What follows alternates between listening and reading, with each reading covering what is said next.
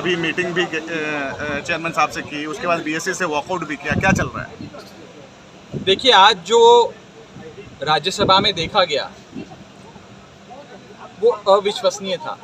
जिस प्रकार से सारे साथी गैर भाजपा राजनीतिक दलों के मणिपुर पे बहस की मांग कर रहे थे, करीब 10-12 मिनट तक अपनी ही सीट पे रहते हुए हाथ जोड़कर चेयरमैन साहब से दरख्वास्त कर रहे थे, निवेदन कर रहे थे कि मणिपुर पर बहस कराइए और हमें बात बोलने दीजिए। लेकिन चेयरमैन साहब ने, और जब हम चेयरमैन साहब का ध्यान आकर्षित नहीं कर पाए क्योंकि उनका ध्यान ट्रेजरी बेंचेस की ओर था, हमारे एक साथी माननीय सांसद संजय सिंह जी चेयरमैन साहब के पास जाने का प्रयास करते हुए उनका ध्यान आकर्षित करने की कोशिश कर रहे थे कि हमारी तरफ भी देखिए, विपक्ष की तरफ भी आपकी कुछ निगाहें आए, ताकि हम जो बात कहना चाहते हैं वो बात रख सकें। विपक्ष और सत्ता पक्ष दोनों की बात सुनी जाए लोकतंत्र में। लेकिन बहुत ही दुर्भाग्यपूर्ण है कि उस समय लीडर ऑफ द हाउस ने ना आओ देखा ना ताओ देखा, सस्पेंशन मोशन मूव करते हुए उन्हें सस्पेंड करा दिया। हमारे एक महत्वपूर्ण साथी आम आदमी पार्टी के सांसद संजय सिंह जी को सस्पेंड कर दिया गया। ये लोकतंत्र की हत्या है।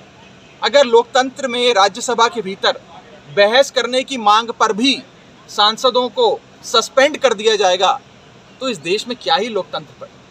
हमने चेयरमैन साहब से ये रिक्वेस्ट करी, आज तमाम राजनीतिक दलों ने पर्सनली जाकर, जब हाउस एडजर्न हुआ, चेयरमैन साहब से रिक्वेस्ट करी कि प्लीज़ उनके सस्पेंशन को रिवोक किया जाए, और अगर नहीं रिवोक करते हैं तो फिर वो दिन दूर नहीं कि आप सारे ही विपक्ष के साथियों को सस्पेंड कर देंगे, फिर तो हम सभी को सस्पेंड कर दीजिए। इसी चलते हमने ये सारी दलीलें उनके सामने रखी हैं कि जब आपका ध्यान आकर्षित नहीं कर पाए तो एक साथी सांसद आपके पास गए, आपसे रिक्वेस्ट करी कि कृपया कर हमारी आवाज़ भी सुनी जाए, हमारा मणिपुर का जो मुद्दा है उस पर बहस हो। लेकिन उन्होंने सस्पेंशन करना मुझे लगता है बेहतर समझा। हमने हाथ जोड़कर विनती करी है चेयरमैन साहब से कि कृपया कर आप अपने इस फैसले पे पुनर्विचार करें, इसे रिकंसिडर करें और इस सस्पेंशन को निरस्त करें, इसे रिवोक करें। अच्छा, सर, अगर ऐसा नहीं होता है तो क्या विपक्ष की कोई स्ट्रेटजी है? साथ मिलकर एक विपक्ष की कोई स्ट्रेटजी है? देखिए, बीएससी की बैठक में भी कुछ मतभेद रहे, जिसके चलते विपक्ष के तमाम सारे राजनीतिक दलों ने ही और फ्लोर लीडर्स ने